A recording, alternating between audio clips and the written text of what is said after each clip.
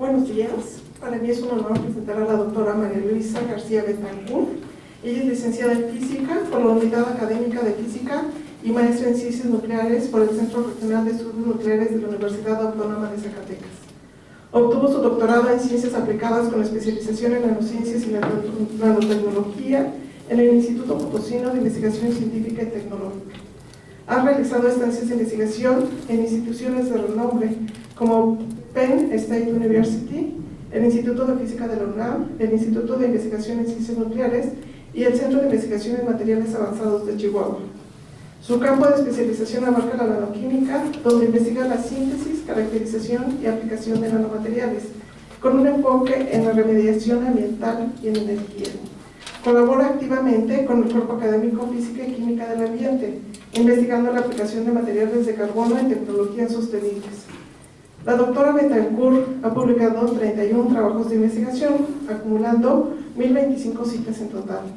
Ha presentado 20 conferencias, tanto en foros nacionales como internacionales.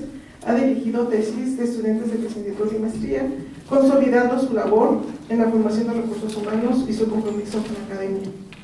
Desde enero de 2016 se desempeña como profesora investigadora de tiempo completo asociado C del Centro de Investigaciones Químicas de la UEM. Pertenece al Sistema Nacional de Investigadores, nivel 1, y cuenta con el reconocimiento del perfil deseable, ambos vigentes hasta 2026. Recibamos a la doctora Betancourt con un aplauso.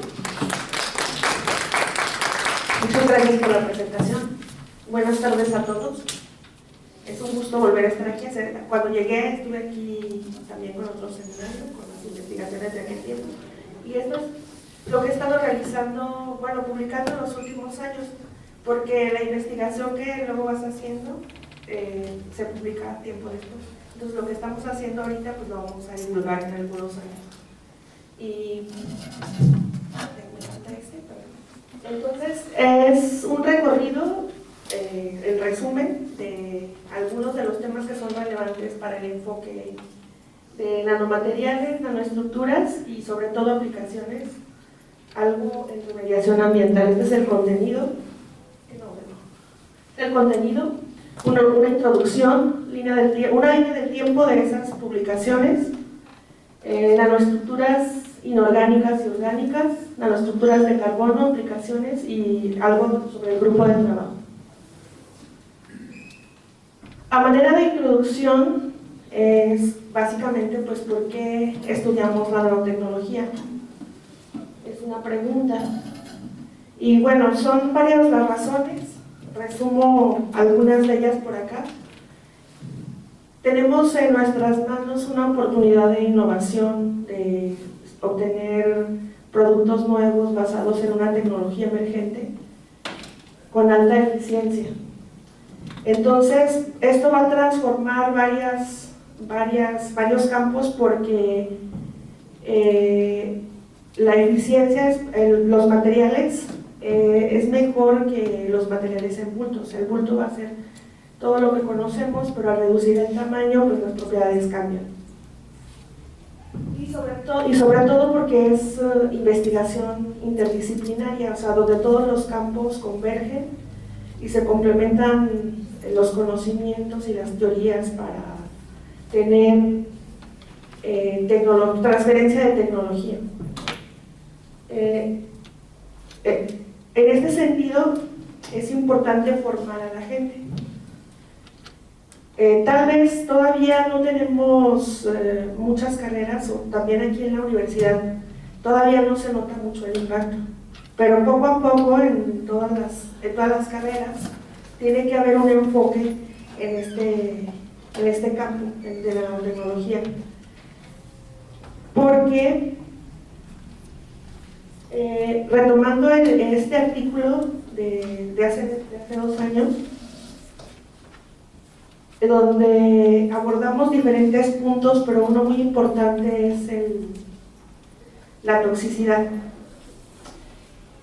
Pueden acceder, este es de acceso abierto, pueden acceder con el web. Aquí manejamos, este es el mismo. Manejamos el asunto de la toxicidad, pero como con una visión hacia el futuro, porque En el 2000, en Estados Unidos nace la Iniciativa Nacional de Nanotecnología, en donde le invirtieron 1.4 billones de dólares para el desarrollo de nanotecnología. Aproximadamente después de la conferencia de Richard Feynman a finales de los 50, y cuando se le da la definición, cuando sale el Drexler con la propuesta de los Engines of Creations, donde propone que pues, en un tiempo la nanotecnología iba a dominar en todas las disciplinas, pero más o menos el enfoque era de que iba a haber como un control. No sé si vieron la caricatura o el capítulo de las chicas superpoderosas donde salen los nanobots. Entonces, les encargo que lo vean porque más o menos era ese enfoque. Creo que de ahí salió la inspiración del libro de Eric Drexler en los 80s. Entonces, él puso también el primer instituto de nanotecnología aproximadamente por acá. El 81 el término, por aquí debe de estar. Entonces, si en Estados Unidos le están invirtiendo, pues ya sabemos cuál va a ser la tendencia. Los demás países europeos también le van a invertir. Y ya le invirtieron varios billones de dólares, 2.1 en Estados Unidos. Además de ese 1.4 billones, China también, Japón. Entonces todo el mundo le está invirtiendo. ¿Y cuál es el problema? Tal vez aquí con nosotros no va muy avanzado o no está tan proyectado de manera industrial, pero como saben, las regulaciones entre un país y otro pueden variar. Aparte, consideren el mercado negro. Entonces, así como tenemos mercado negro de muchos productos, es posible que también tengamos productos en base nanotecnológica en, no sé, 20 años. Entonces, debemos de tener preparada a la gente para esto. Aparte, industrialmente, el tiempo de uso de los productos, bueno, en cada una de sus etapas, desde el proceso de los materiales, la manufactura, el tiempo de uso y el final de vida, solamente va a tener de todo ese tiempo, solo una parte va a estar en uso. En cada una de las etapas, todo el mundo va a estar expuesto. Y al final, pues todo va a terminar al medio ambiente. Entonces, sí, va a terminar el medio ambiente, pues ya estamos viviendo esa situación, ¿no? Con los microplásticos, que traemos, yo creo que en nuestro cuerpo más o menos como el tamaño de una tarjeta de crédito. Bueno, agréguenle en algunos años esto. Entonces, se requiere que haya gente que esté especializada en nanotecnología. Se necesitan todos estos aspectos: evaluación de riesgos, exposición, estudios de toxicidad, caracterización nanométrica, evaluación, monitoreo ambiental, regulación y estándares, y una investigación continua. ¿Y qué estamos aportando? En nuestro grupo o aquí en el Centro de Investigaciones Químicas, aportamos en todo esto a la caracterización. O sea, se capacita gente en caracterización. No hacemos todo. Monitoreo ambiental también, evaluación de materiales y pues la investigación continua. No abarcamos todos porque pues nos enfocamos en esto y pues tenemos allí un campo muy amplio en la caracterización y en la síntesis. Entonces es importante que la gente que va a trabajar en el futuro en todo esto pues tenga conocimiento, ¿no? ¿Y qué hemos hecho a lo largo del tiempo? Bueno, desde 2018 más o menos, sí, empecé como en 2014 a trabajar, pero casi todo se centra en lo que es la caracterización. Partículas de oro, contaminantes, iniciando con contaminantes emergentes, caracterización, síntesis. Ya aquí iniciamos con la doctora Janet a hacer colaboración en degradación de contaminantes, más nanopartículas, aplicaciones y recientemente también en funcionalización. Y bueno, vamos a empezar desde la definición. Una nanopartícula es, según la definición de Science Direct, se define como una partícula con tamaños por debajo de los 100 nanómetros y se clasifican en orgánicas, inorgánicas y el carbón. En los carbones tenemos también nanografito, nanodiamante, pero bueno, vamos a definir. Los inorgánicos, las nanopartículas inorgánicas son las que van a tener base en cerámico o base en metal. Las orgánicas, todas las que sean a base de polímeros sintéticos, como nanocelulosa, bueno, quitosano, ciclodextrina, liposomas, micelas y dendrímeros. Y los carbones, fullerenos, puntos de carbono, nanotubos, grafeno, nanografito, nanodiamante. Y los métodos de síntesis, hay dos aproximaciones, la top-down y la bottom-up. Es como en la cocina. Cuando hacemos una salsa, es aproximación top-down. Cuando hacemos un pastel, es bottom-up. Porque agarramos la proteína, el lípido, la proteína y el carbohidrato. Entonces lo mezclamos para hacer un objeto grande. Entonces es más o menos parecido. Entonces la síntesis de nanopartículas bottom-up tiene obviamente sus ventajas y desventajas. La principal desventaja en este método es que la distribución de tamaños no es uniforme, pero la gran ventaja es que son métodos amigables con el medio ambiente, no se generan subproductos, como en el caso de los métodos, bueno, lo puse al revés, los métodos bottom-up. En el método bottom-up tenemos una distribución más uniforme de nanopartículas. La diferencia es que son métodos químicos y se generan subproductos. Entonces tenemos unas ventajas y unas desventajas de un método contra otro. Ahora, dependiendo de cuál vaya a ser la aplicación o la caracterización que nos interese, pues es que vamos a elegir.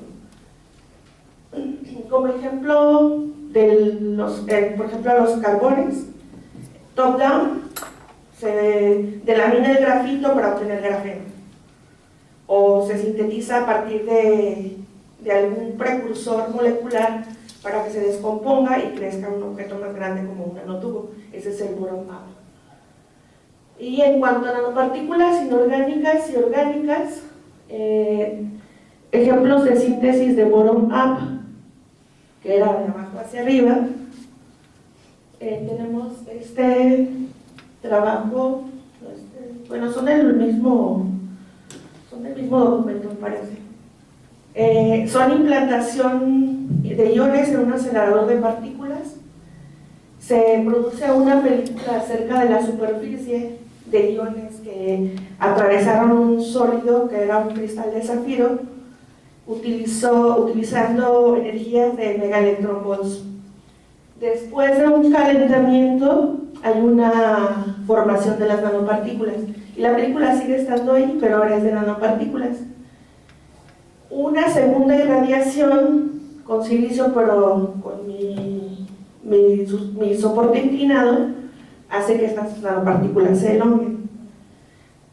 Tiene una ventaja porque al tener dos ejes de simetría, o sea, cuando son bolitas, pues nada más tiene un solo eje de simetría. Entonces este ya tiene dos ejes de simetría, entonces va a tener dos formas de polarización, y la aplicación más importante son los switches ópticos.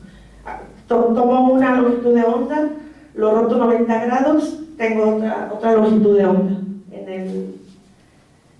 Y otro trabajo en microscopía de estas nanopartículas, porque como ustedes saben, y si no, pues ya les informo, en microscopía electrónica de barrido uno de los requisitos es que la muestra sea conductora.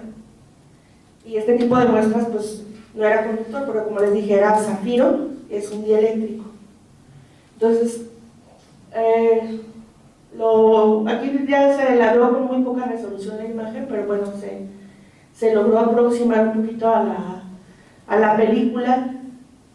Y pues hicimos también un poco de de simulación del haz de electrones del microscopio para estimar qué energía utilizar, porque si sabemos que es un dieléctrico, obviamente tenemos que hacer una preparación de muestra, recubrimiento de carbón.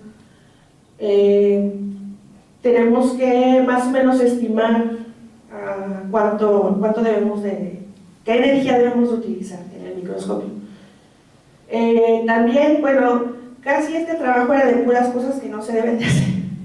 O sea, era un dieléctrico, no se puede meter a microscopía, se hizo un recubrimiento y también no se puede hacer acción de rayos X de polvos. Pero alguien lo hizo, algún técnico también atrevido lo hizo. ¿Y qué observamos? Bueno, pues los picos característicos o los picos de la celda unitaria FCC del oro. Y no conforme con eso, al rotar el cristal de las nanopartículas que estaban elongadas, pudimos identificar que este pico no es que se modificara, pero simplemente el cristalito se orientaba, ¿no? O sea, ¿y cómo lo hacíamos? O sea, pones el soporte y luego se rota. Simplemente para tener este índice de Miller o la dirección de estos planos. Queda importante, les mencionaba que nos sirve como switches ópticos. El plasmón de superficie de la bolita es la negra, aproximadamente en los 570 nanómetros, y las nanopartículas elongadas pues me exhiben doble plasmón de superficie. Y bueno, esa característica del plasmón de superficie doble, pues prácticamente lo reportan ahí en el grupo de investigación, en el Instituto de Física de la UNAM.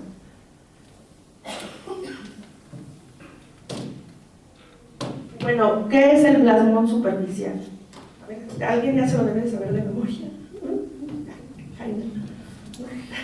Bueno, ahí está. Pues es una absorción resonante y corresponde a la excitación colectiva de los electrones. O sea, es como definición básica que nos debemos de saber. ¿Y por qué ocurre? Ocurre por la polarización de las cargas cuando nanopartículas del mismo orden de la longitud de onda de la luz andan cerca. Por decir, pueden ser nanopartículas de menos de 100 nanómetros, pero también estamos en el orden cuando son de algunas centenas de nanómetros. Entonces es válido también decirles nanopartículas, porque la definición les dije que era por debajo de los 100 nanómetros. Pero también es válido si están en el orden. Entonces, si mis nanopartículas están en el mismo orden que mi longitud de onda de la luz, pues se van a polarizar, van a interactuar, y todo por el confinamiento cuántico de los electrones. Están en una caja de potencial y no se pueden mover, como en el metal, que los electrones están en un mar de electrones, ¿no? Moviéndose. Entonces, la característica, por ejemplo, de las nanovarillas es que tienen doble plasmón, y tiene una aplicación importante en lo que son los switches ópticos, porque se pueden acceder a dos longitudes de onda diferentes. Y bueno, en cuanto a las nanopartículas orgánicas, ¿qué tenemos? Bueno, no experimentalmente, pero sí ya empezamos a leer, y este trabajo, no es libre, pero se los puedo mandar si gustan, porque en este trabajo clasificamos sobre todo técnicas de caracterización. La celulosa pues es un material semicristalino, entonces cuando queremos estudiar la cristalinidad, que es semicristalinidad, pues no vamos a obtener picos tan definidos como cuando tenemos algún polvo o algún cristal, pero sí aparece un pico. Entonces podemos estudiar el grado de cristalinidad. Ahí no aparece.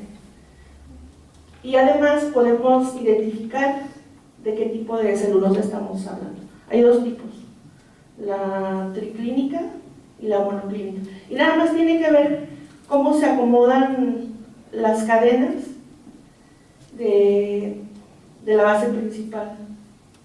Entonces, tenemos también una clasificación de nanopartículas, que son nanocristales de celulosa, nanofibras y celulosa. Bueno, esta sí se produce in situ, a base de bacterias. Pero en general, esos nanocristales, con esta forma que tienen aquí, ya están ahí en las plantas, están ahí en las fibras, en todas. Entonces lo único que se hace es aislarlas. Los métodos se ven aparentemente sencillos. En otro trabajo que está, creo que en el mismo libro, vienen explicados los métodos. Entonces, se trata de extraer los pequeños cristalitos que están en las zonas semicristalinas de las fibras. Entonces, quiere decir que las nanopartículas están ahí. O sea, no es de que hay sintéticas, naturales. Entonces, muchas de ellas están ahí ya de forma natural y son pues los materiales con los cuales se busca trabajar porque son de fuentes naturales, más económicas y tienen una mejor biodegradabilidad y son más amigables con el medio ambiente. Entonces se forman así, bueno, están formadas así. Dentro están las fibritas y aquí es donde está acomodado el cristalito. Aquí está el otro capítulo del libro. ¿Cuáles son? Aquí hay otro documento de nanocelulosa, pero estos son para filtros de purificación de aire. Ya tampoco no es de acceso libre, pero no me pueden ver. Creo que ninguno de los últimos tres que les mostré.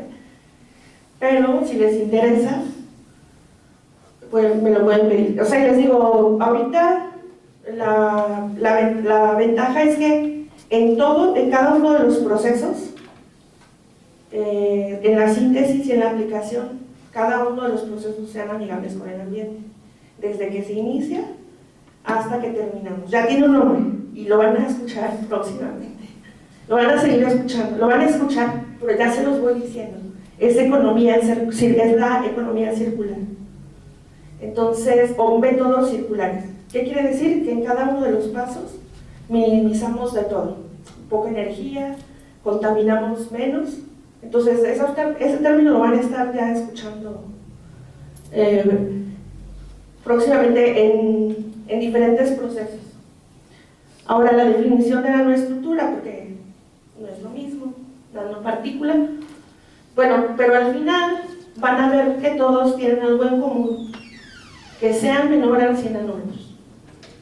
Entonces, pero tiene una característica importante, que tienen propiedades físicas y químicas diferentes a los materiales en bulto,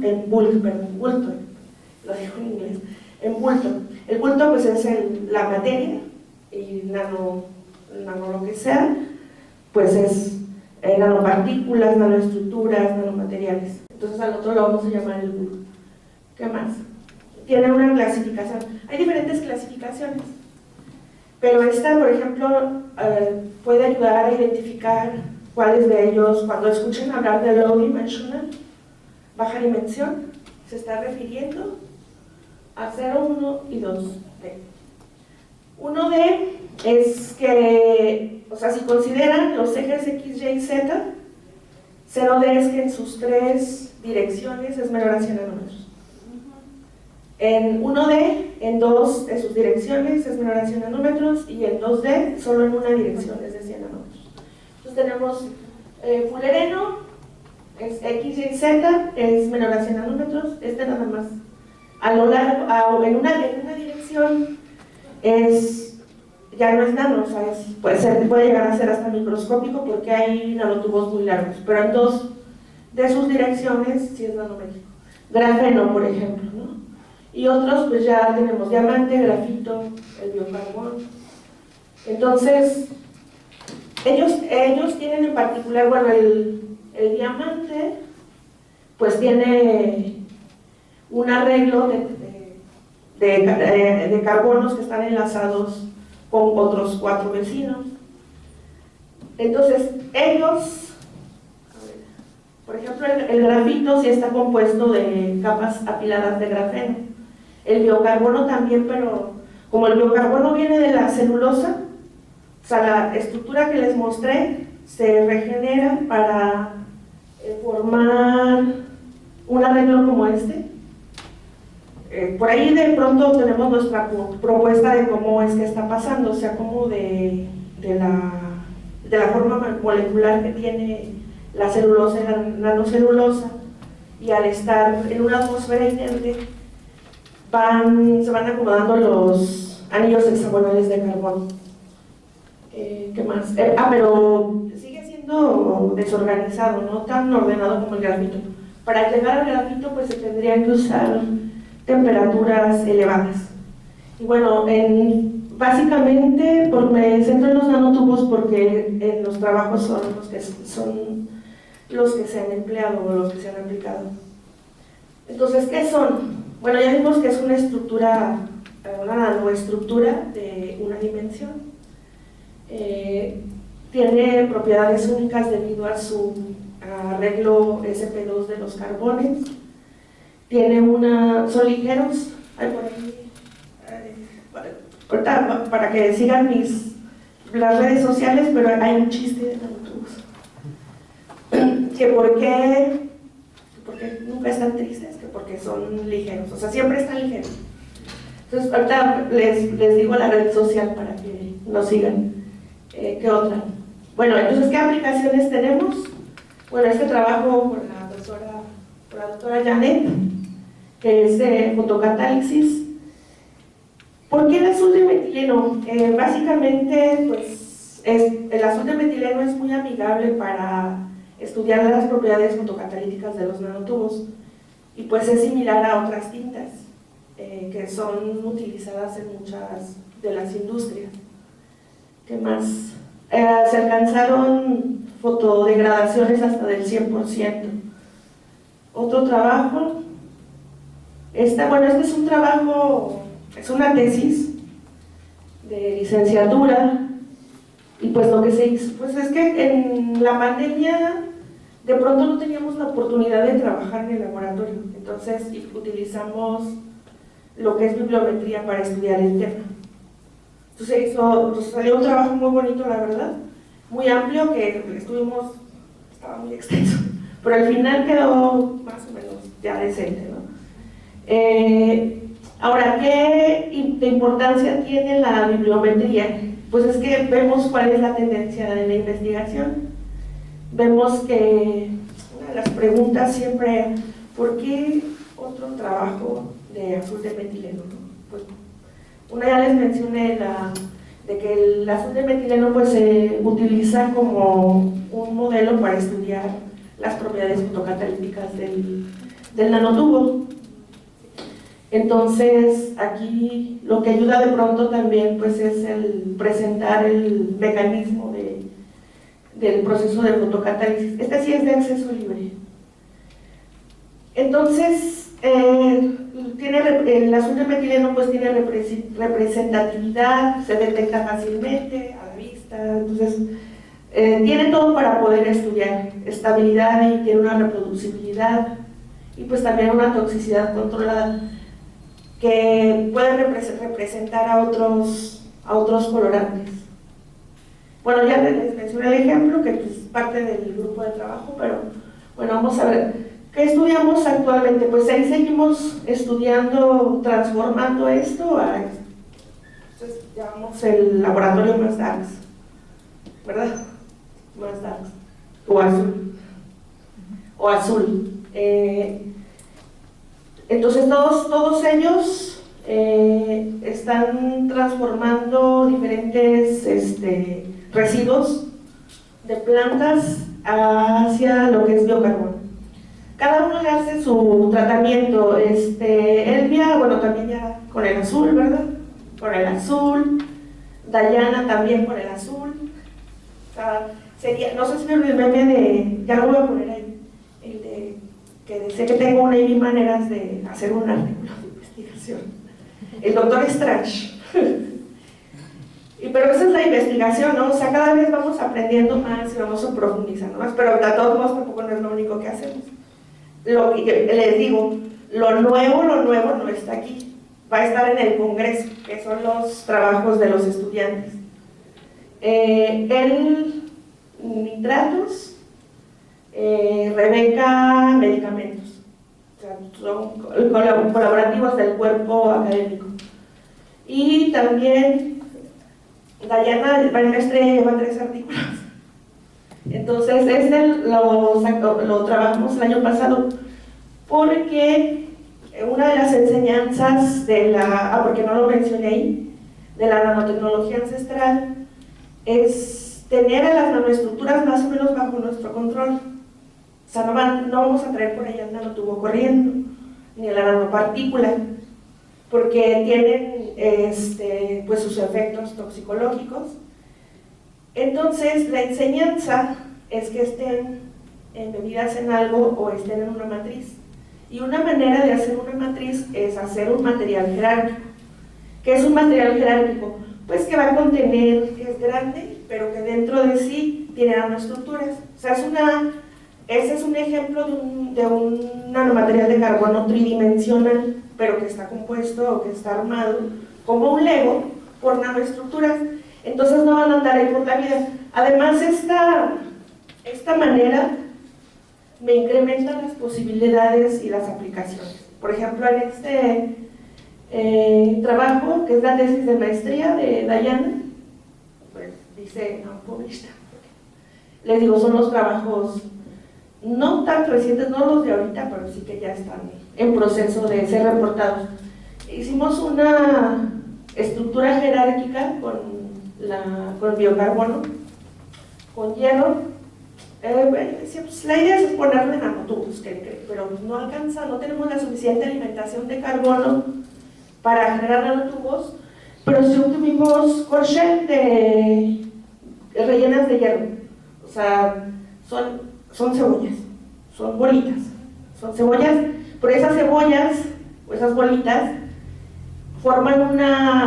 están ensambladas de una manera que forman una malla o una película, y esa película está soportada en la planta, que la planta a su vez tiene compartimentos, y en esos la estructura de los compartimentos es donde está la celulosa.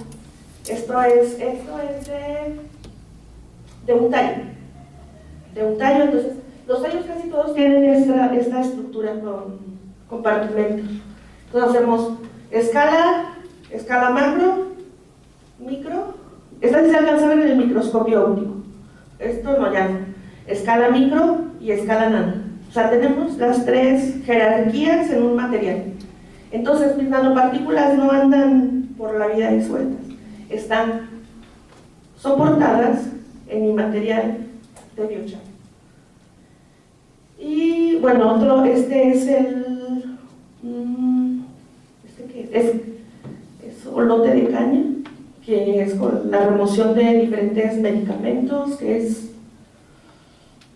era paracetamol. Bueno, le ponen el nombre más, no es algo comercial, es acetaminofén.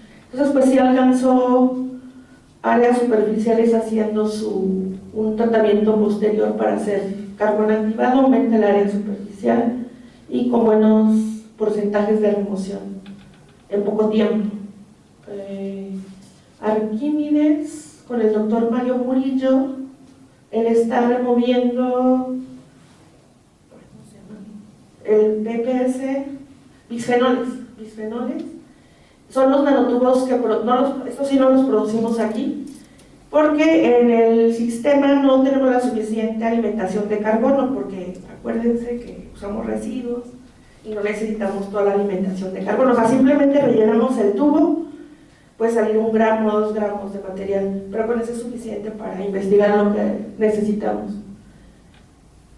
Entonces, estos nanotubos los provee el doctor Emilio del IPIS de San Luis Potosí. Y tenemos, bueno, están lo que son los bisfenoles, trabajamos BPA, BPS y BPF.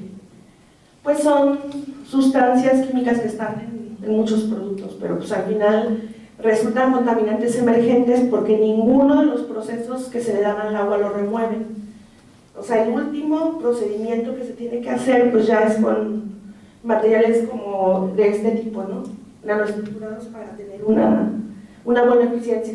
Aunque estamos hablando del 50% de remoción, 35%, pero pues ya es una primera aproximación porque cada punto se obtienen masas. Ellos trabajan en masas, pero no es como una técnica tan sensible como el UV-Vis, donde estudiamos el azul de metileno. Es muy fácil estudiar el azul de metileno porque rápido se obtiene la medición. Pero este es más eficiente y tiene más precisión en cuanto a la concentración de lo que tenemos, la metodología con la que se midió esto en masas. Y bueno, ahora ¿cuáles son los retos entonces en nanotecnología? Pues es que, como les dije, economía circular, o sea, en cada uno de los procesos se debe trabajar sin tener una implicación en el medio ambiente. Minimizar sustancias tóxicas, aprovechar después de que se utilizó el material en alguna remoción, pues ahí hay otro tema de investigación, porque generamos muestras. Entonces la idea es que después de que ya se empleó para la mediación, se reestructure, se regenere o se le dé un tratamiento para que tenga otra función. Y también pues eso pues va a tener un costo-beneficio, pero también reutilizar todo. Entonces esos son los retos de la nanotecnología en el momento.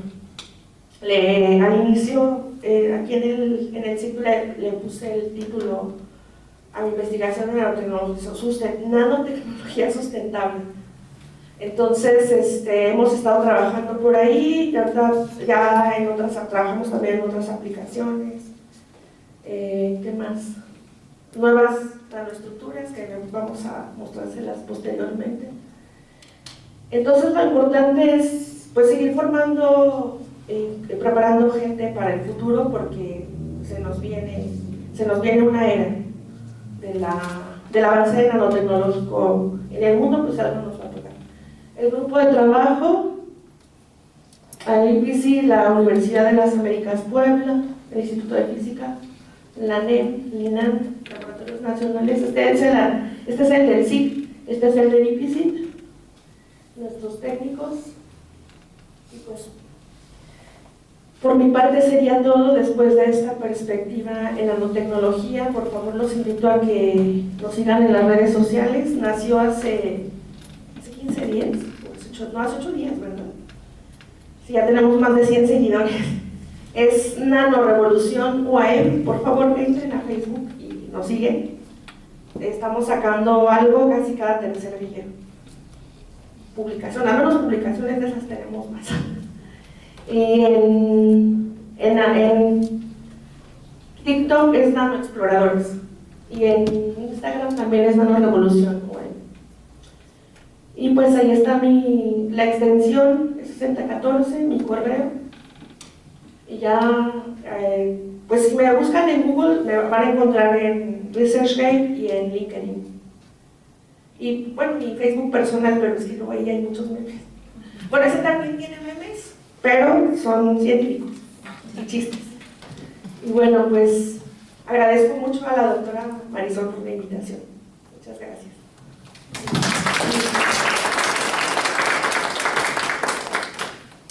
¿Tiene alguna curiosidad, pregunta, cuestionamiento, análisis, comentario?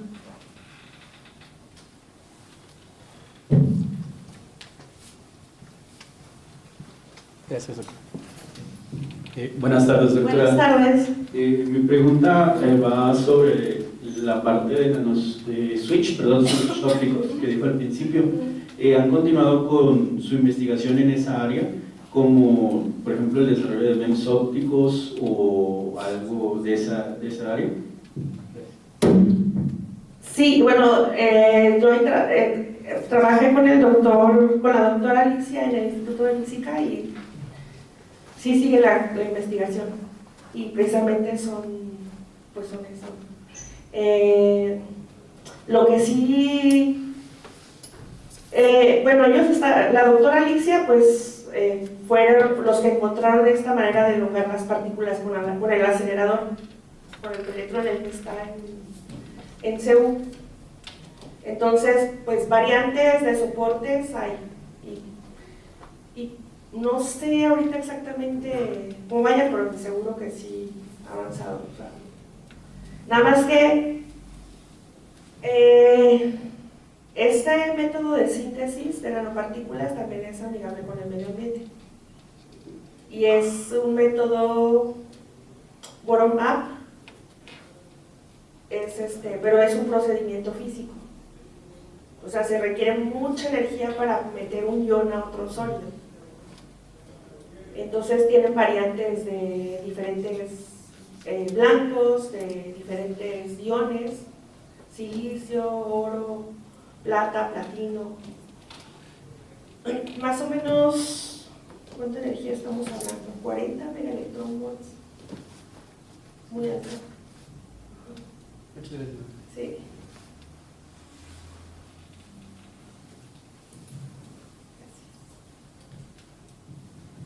Hola, ¿qué tal? Hola. Buenas tardes. Buenas tardes. Bueno, cuando puso el artículo de estas nanopartículas elongadas, se me hizo muy familiar. Sí, La doctora Alicia Oliver. sí, exactamente. Porque bueno, por casualidad estuve también trabajando con ese tipo de nanopartículas. Y de hecho, lo que hicimos en esa ocasión, y fue un poco antes de la publicación de este artículo, fue que escribimos guías de onda sobre esas muestras y estudiamos lo que fue la generación de segundo armónico. Sí. Entonces no solamente se han aplicado para cuestiones de switch óptico, sino también un poco Para pensando otras cosas. en cuestiones de guías Sí. de onda. Pero bueno, nada más un poco para complementar. Sí, es que si se fijan, eran métodos de caracterización. Yo estuve trabajando en el laboratorio de microscopía. Y era más que nada la muestra y pues ya sabes cómo son esas muestras. Sí, sí. No es como decía el doctor, ¿cómo se llama? El que era, yo estaba con Alejandro Crespo. Con Alejandro Crespo. Y había otro que era vecino ayer en un pasillo, pero no me acuerdo, y él se la botaba y me decía, mejor hay que hacer polvitos. Polvitos, sí, Es más amigable. Sí. Es rápido, amigable, ya sabes que te va a salir algo siempre. Sí, muy bien. Bueno, un poco entonces, realmente mi pregunta es si en este tipo de nanopartículas que mencionabas, tipo Kocher, ¿tienen propiedades ópticas o no? Magnéticas. Magnéticas. Magnéticas. El tamaño, o sea, todo ocurre por el confinamiento cuántico, pero en el caso de las nanopartículas magnéticas, la coercividad, que es una propiedad de ellas, ahorita explico qué es, aumenta, entre más chiquita la nanopartícula aumenta. ¿Y qué quiere decir? Que se magnetizan más fácilmente. Y eso, la implicación es que, a diferencia de los polvos magnéticos que están en las películas en cualquier sistema de almacenamiento de información, o sea, tienes spin es 1, spin arriba es 1, spin abajo es 0. Entonces, así, la información. Entonces, en estas es más rápido magnetizarlo. Entonces, se obtiene almacenar de información más rápida y más amplia, por el tamaño. Sí, y bueno, ya nada más la última. Entonces, ¿ustedes aquí han hecho síntesis de nanopartículas metálicas o nada más en la parte de la caracterización? De hecho, la caracterización la hacemos en todo en colaboración con las instituciones que te dije. Pero aquí sí hacemos, ahorita en lo que les dije que estamos haciendo, que es prácticamente biochar. Bueno, ya le metimos a unas nanopartículas. Y de ahí pues hay más cosas, ¿no? Porque precisamente la obtención de los residuos, Para la síntesis de nanotubos sí se utilizan precursores que algunas veces son tóxicos. Entonces aquí hacemos síntesis, pero nuestro último trabajo es de funcionalización, y también ese es un tema muy amplio, porque precisamente en el Centro de Investigaciones Químicas está la infraestructura para hacer ese tipo de estudios, que es más fácil, que bueno, sí seguimos trabajando en colaboración con los centros, pero pues también aquí tenemos la infraestructura pues, con la que hay que trabajar. Bueno, pues, o sea, entrarle duro a la química, tuvimos que... química. ¿Qué tal, doctor? Buenas ¿Qué tardes. tal? Buenas tardes. Mi pregunta va más como a la parte que se utilizan como fuentes orgánicas para la producción de carbono. Entonces, si yo pensando como a lo mejor, si de manera como convencional o tradicional, es como a lo mejor un poco complicado, tiene como su chiste la forma para poderlo replicar o el poder escalar ese tipo de, o sea, de forma convencional. Ahora quisiera saber si se tienen como algunas técnicas o todavía no se lleva esa parte para utilizando fuentes orgánicas, que supongo que es mucho más complejo. Pues la manera de obtenerlo es quemando. Sí, pero para obtener las diferentes formas se utilizan diferentes soportes y varios precursores, el catalizador, el gas, porque en la atmósfera oxidante pues va a desaparecer, pues es la combustión convencional, pero en la atmósfera inerte pues se ordenan los átomos para hacer estructuras sp2 o de panal de abeja, que es la estructura del grafeno. Entonces es caprichoso y es que eso es como... Es caprichosa la forma en que se hace, pero sí es muy fácil, nada más que no le digo. Es muy sencillo y con una variante tienes cosas nuevas, y esa es una de las cualidades de la nanotecnología y del carbono más. Y la otra es que sorprendentemente todavía nos topamos con cosas que dices, ¿qué es esto? ¿Qué es esto? ¿Cómo llegamos aquí? O dices, ay, no me salió el experimento, pero estás llegando a otra cosa. Y sí es muy reproducible. Y también es muy escalable. Lo que pasa es que, por ejemplo, en el caso de los nanotubos de carbono, si haces una producción a nivel industrial, pues uno no va a ser igual al otro, pero tienes un promedio y una cantidad.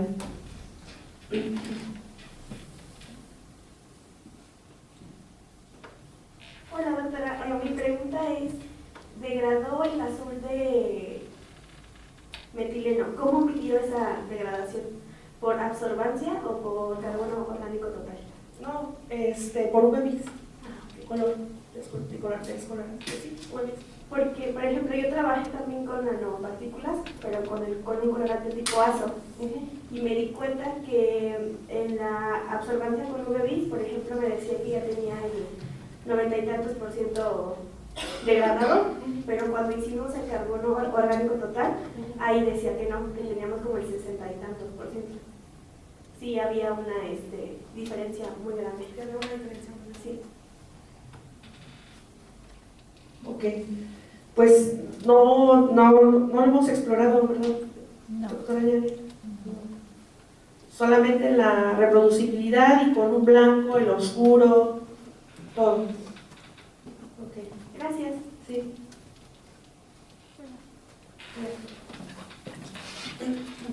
Hola doctora. Hola, buenas tardes. Yo tengo duda con respecto a la degradación. ¿Cuál es el porcentaje máximo que ha obtenido de degradación con estos biocarbonos? ¿Y se utiliza el biocarbón solo o con algún semiconductor o metal A ver, aliado? Espera, biocarbonos, fotodegradación. Sí, no. el que mencionaba que creo que era un... No, fueron con diferentes, nanotubos de ¿no? carbón, con diferentes nanotubos y nanocintas de carbón. Ah, pero mencionaba que se habían degradado medicamentos, el paracetamol. No, esa fue solamente remoción. Ah, ok. Ajá. Ok, sí, esa era mi duda. Sí, solamente fotodegradación con nanotubos de carbono y azul de metileno.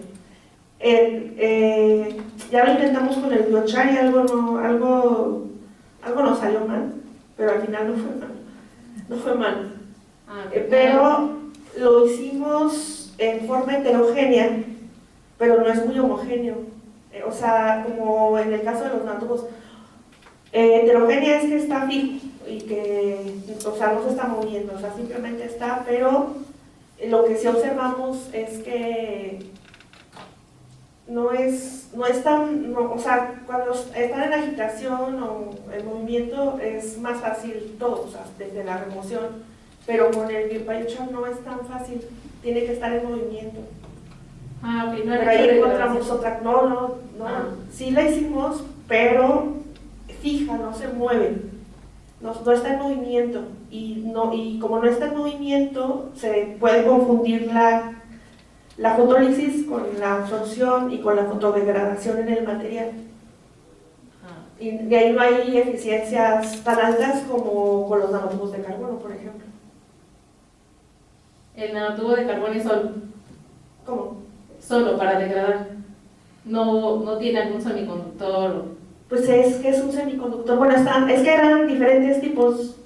¿Alguna aleación? ¿Es solo? No, ok. Es que son diferentes tipos. Mira, nanocintas de carbono, multiwall y CNX son dopados. Y este ya lo hace semiconductor. Pero no, pues el nitrógeno, pues es también hace enlace covalentes, orgánico, o sea, mantiene la estructura, simplemente lo que hace es resaltar un poquito la fotocatálisis. Muchas gracias.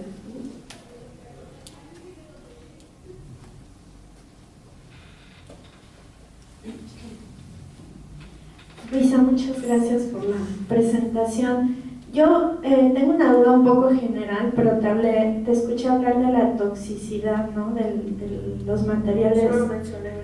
Sí, pero hay algo que me interesa y es, por ejemplo, nosotros hemos obtenido nanopartículas de oro a partir del reciclaje de basura electrónica. Tenemos las nanopartículas.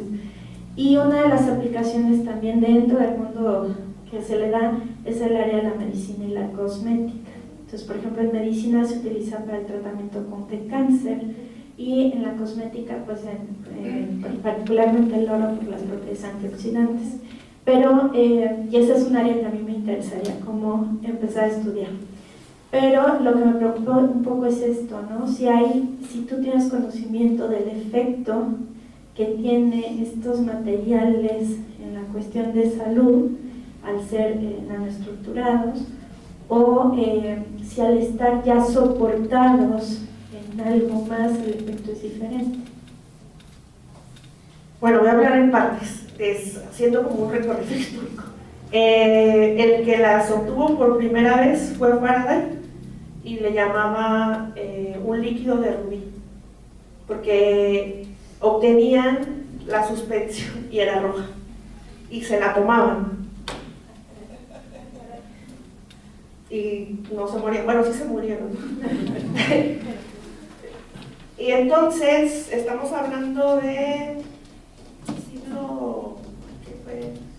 700 a los 700 siglos, o sea, fue ya, sí, es bastante. Y luego viene los romanos con sus cristales, los franceses con sus cristales, sus vitrales. Y los chinos también hicieron mucha cerámica con nanopartículas. Y aquí en México tenemos una doctora en la UAM Iztapalapa, si no me equivoco, la doctora Tessie López, y todo el mundo decía, es que se tomaba sus propios compuestos. ¿Por qué hacía eso? Y pues platicándole a mis alumnos antier, que empezamos a ver nanopartículas, pues la buscamos y nos encontramos un video. Entonces ella empezó a hacer tratamiento de pie diabético y decía que pues empezaron a ofrecerlo, ¿no? Y pues le escribes y pues el tratamiento era gratuito, pero ahorita ya tienen un producto que se llama Nanogel Y lo que nos encontramos fue el video del nanogel. No tiene mucho, yo creo que es el año pasado. Entonces, ya patentado todo. Ya sabes, ahí tenemos un área de oportunidad. Nanopartículas de cobre con óxido de titanio. Entonces, aquí lo que importa, o sea, ya en la teoría, lo que importa es el tamaño. También hay muchos chistes de nanotecnología en nuestra página. Si ya entraron y ya la están siguiendo, van a ver los chistes. Entonces, ¿para qué importa la toxicidad? El asunto es que estamos en la escala, estamos cerca de las células y de las biomoléculas de los virus y bacterias, en la escala nanométrica. Entonces, cualquier nanoestructura tiene la habilidad de atravesar la pared celular, que está compuesta por un autoensamble de 2D de moléculas ensambladas de manera supramolecular. Entonces, es muy fácil que la penetren y van a tender, por ejemplo, en el organismo van a tender a acumularse en alguna parte, como agregarse. Y pues ya en las células lo mismo. Entonces va a depender hacia dónde llegue. Entonces quiere decir que solamente a ciertas nanopartículas van a poder penetrar a la célula. O sea, ciertos tamaños. Ciertos tamaños, ¿no? Generalmente las más son las de el orden de nanómetros. Menos de 10. Pues los nanotubos multicapa, ya ese sí está comprobado, pues que tienen el mismo efecto que los asbestos. ¿Y qué se hace en ese caso? Por ejemplo, para ingresarla al cuerpo, funcionalización, pura química de la superficie.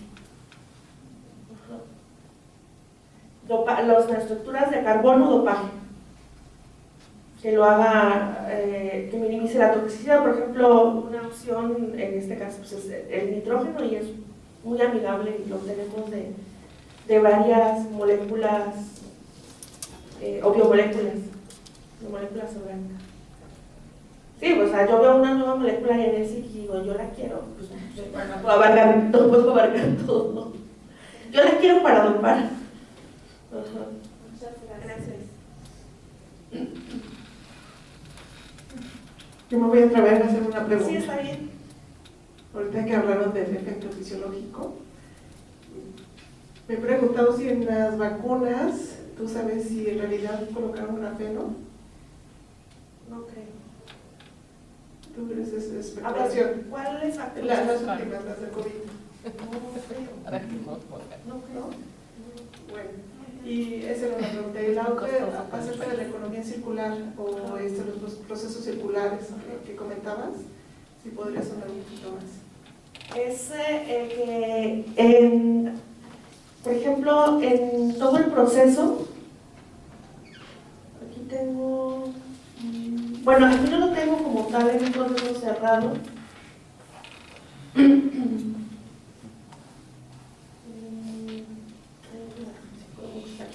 No lo tengo como tal un proceso cerrado, pero la idea es cerrar este ciclo.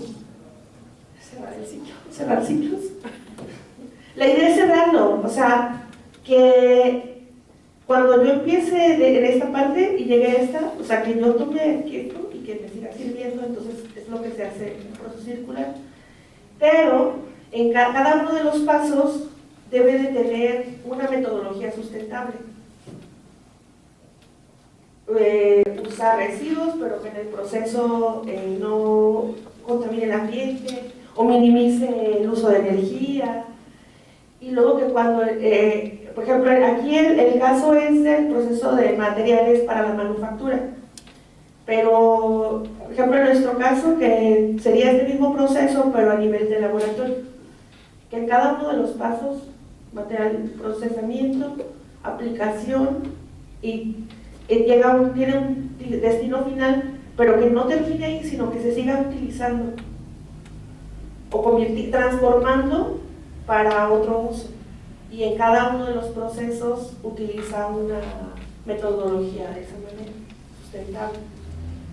Muy bien, ¿alguna otra pregunta?